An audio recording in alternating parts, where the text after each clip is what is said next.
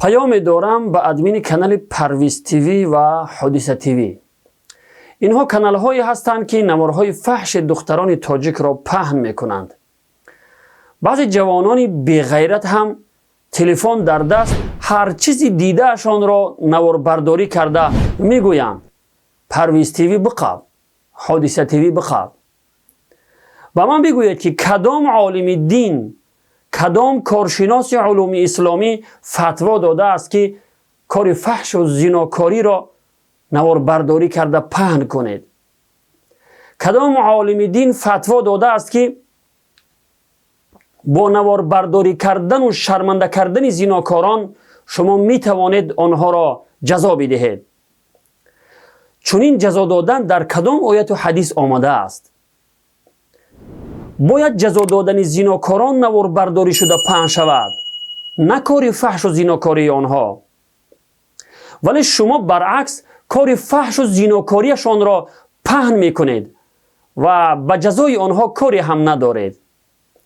این را خوب بدانید که پیامبر خدا صلی الله علیه و سلم می فرمایند مردم وقتی کاری منکر یعنی کاری خلاف شریعت را دیدند و آن را تغییر داده منع نکردند، خداوند همه آنها را به عذابش فرا می گیرد. روایت احمد، ابو داود و ابن ماجه. پس آیا شما می توانید آنها را از این کارهای فحش باز دارید یا شما فقط شرمنده کنی را می توانید و خلاص؟ می توانید به نزدشان رفته آنها را منع کنید؟ هرگز کرده نمی توانید و جرأت هم ندارید. آیا باری هم از عالم درباره این کار ناروای خود پرسیده اید؟ از روی شریعت این کار شما گناه کبیره به شمار می رود. از الله بترسید. اگر شما می گویید که جزا می دهیم، پس شما که حق جزا دادن رو ندارید. در شریعت هر کس حق ندارد از پیش خود کسی را برای فاحشگی و غیرت جزا بدهد.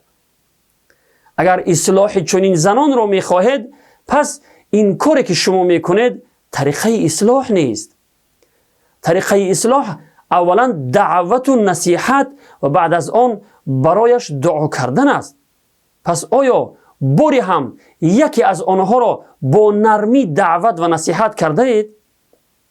بعد از دعوت و نصیحت باری هم از صدق دل برایشان دعا کرده اید تا خداوند هدایتشان کند؟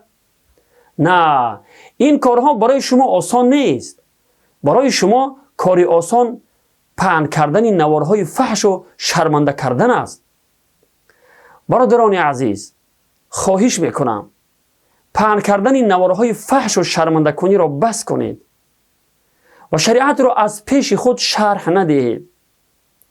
معلوم کردن کار درست و نادرست را به علمای دین سپارید.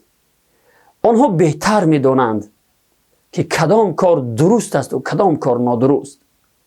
و السلام علیکم و رحمت الله و برکاته.